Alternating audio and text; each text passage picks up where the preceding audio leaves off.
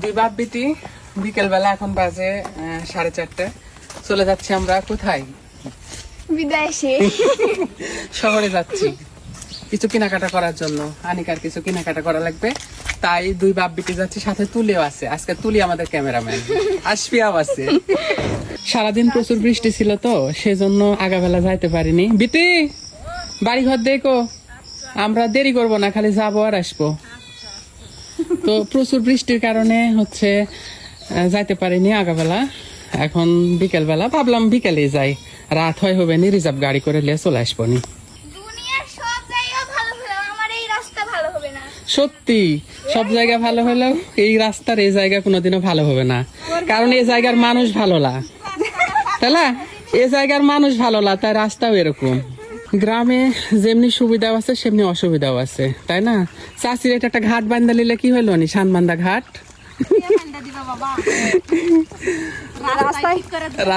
সত্যি রাস্তায় ঠিক হচ্ছে না, আবার ঘাট বান্ধা দিচ্ছে।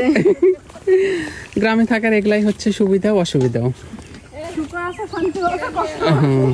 জানি না বৃষ্টি আসবে নাকি না। যদি আসার সময় বৃষ্টি আসেনি তাহলে তো সেই মজা হবে নি। ভিজতে ভিজতে আসবনি সবাই, কোনো টেনশন নাই। আমাদের মাটির রাস্তা এবং মাটির বাড়ি আমি প্রত্যেকটা ভিডিওতেই প্রায় আপনাদেরকে দেখানোর চেষ্টা করি যে মাটির রাস্তা এবং সাথে এগুলো হচ্ছে মাটির বাড়ি। এই তো আমরা আমাদের মুড়ে চলে এসেছি, এখানে আমরা ভ্যান গাড়িতে চড়ি প্রতিদিন। এটা হচ্ছে আমাদের রাস্তার মানে মোড়, এখানেই কিন্তু আমরা সবসময় আসা দাঁড়াই, আর এই দোকানে দাঁড়াই বেশি গাড়িতে ওঠার জন্য। এখানে এসে একটু মাথা গোজার ঠাঁই পাওয়া যায়। এখান থেকে গাড়ি আসলে আমরা গাড়িতে উঠি।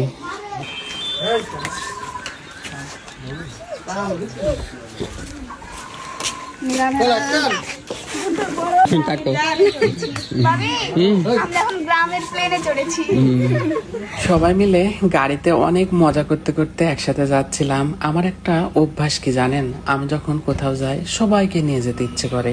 এইখানে দেখেন আমি কিন্তু মীরা মাসুরাকে না নিয়ে যেতেও পারতাম, কারণ আশফিয়া কোথাও গেলে ওর মায়ের কোল ছাড়া থাকেই না। কিন্তু তারপরেও আশফিয়ার জন্য না, আমি মীরা মাসুরাকে নিয়ে এসেছি যেন ওরাও আনন্দ পায়। ওরা তো বাড়ি থেকে কোথাও বের হতে পারে না, এই সুযোগে ওদেরও একটু ঘোরা হবে এই জন্য। তো অলরেডি এখানে আসছি আমি আশফিয়ার জন্য কিছু গহনা বানাতে দিতে। আশফিয়ার জন্য একটা গলার চেন বানাতে দিব, আর তার পায়ের জন্য একটা নুপুর, দুই পায়ের জন্য, আর হচ্ছে হাতের জন্য চুড়ি। তো এইখানে আসার পর তুলির একজোড়া কানের দুল পছন্দ হয়ে যায়, খুবই কিউট দেখতে কানের দুলগুলা। তো রাফ ইউজ মানে অল টাইম ইউজ করার জন্য দুলগুলা খুবই ভাল লাগবে, সেজন্য আনিকারও পছন্দ হয়, তাই একজোড়া কানের দুলও কিনে নিলাম। আর গলার চেন, পায়ের নুপুর, হাতের বালা এগুলা বানাতে দিয়ে আসলাম আশফিয়ার জন্য। হয়েছে কি, আশফিয়া তো এখন একটু একটু বড় হচ্ছে, ওর মায়ের পায়ে যে নুপুর থাকে বা আনিকার পায়ে নুপুর থাকে তখন আশফিয়া এগুলা খুলে নেয়। তো যাই হোক, এইদিকে কেনাকাটা শেষ করে বের হওয়ার সময় হঠাৎ করে তুলির চোখে পড়ে নাকফুল। আমার বাড়িতে যে ফুপুটা থাকে কাজ করে, ওই ফুপুর নাকে নাকফুল নাই, একটা আছে মানে নষ্ট হয়ে গেছে। তো তুলি বলল ফুপুকে একটা নাকফুল নিয়ে দাও। তো আকরাম ভাই বলল যে এই নাকফুলটাই ভালো হবে, এটা নেন, কারণ আপনার ফুপুকে আমরা চিনি, উনি খুবই ভালো সহজ সরল মানুষ, ভাল লাগে। আমি রাজশাহীতে আসলে আকরাম জুয়েলার্স আকরাম ভাইয়ের কাছেই নির্ভরযোগ্য প্রতিষ্ঠান মনে হয় আমার কাছে। আকরাম ভাই যেটা বলে ঠিক জিনিস সেম দেয়, এজন্য ভাল লাগে।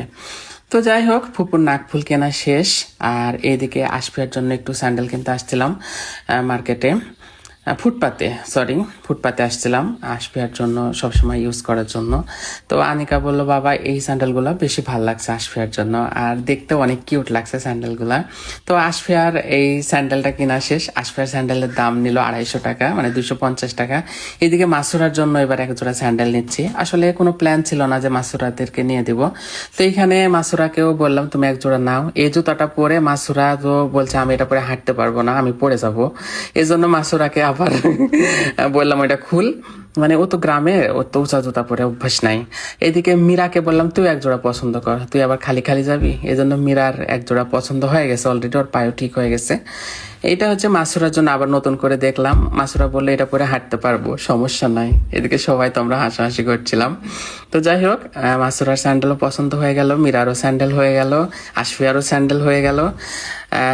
মীরারটার দাম নিল 800 টাকা, আর হচ্ছে মাসুরাটার দাম নিল 500 টাকা। তো এখন আমরা সবাই বাড়িতে চলে যাব, বাড়ির উদ্দেশ্যে রওনা দিচ্ছি। একটা সিএনজি নিয়েছি আমরা 5 সিটের। এটা একদম রিজার্ভ করে নিয়েছি শহর থেকে একদম আমাদের বাড়ি পর্যন্ত, যে একদম আমাদের বাড়ির গলিতে এসে নামাই দিবে। তো অলরেডি সন্ধ্যা হয়ে গেছে, আর আমরা কেনাকাটা করতে যাই কিছু খাইতে পারিনি, তাই সবার জন্য একটা করে বার্গার নিয়ে নিয়েছিলাম পার্সেল করে, যে গাড়ির মধ্যে বসে সবাই এনজয় করবে আর খাবে। তো এই তো এখন সবাই বাড়িতে যাচ্ছি, সবাই ভালো থাকবেন, আল্লাহ হাফেজ।